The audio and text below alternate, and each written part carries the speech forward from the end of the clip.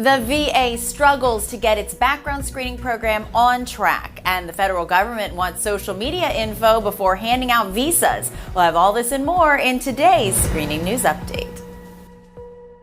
The Department of Veterans Affairs failed to do required background screens on more than 6,200 employees.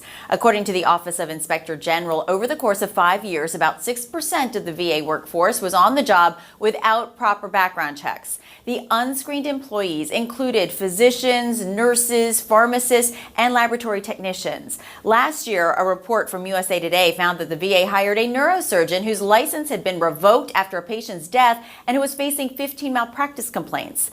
They also hired a psychiatrist who was sanctioned for sexual misconduct. Even if the majority of the checks were done correctly, it is impossible to confirm since 42% of personnel files are missing the required paperwork. A new background check system is supposed to be online at the VA by the end of 2018 or early next year. The State Department wants to require all visa applicants to show the government who they are on social media. Under a new proposal, applicants for both immigrant and non-immigrant visas would be required to disclose all identifiers they have used on social media during the last 5 years.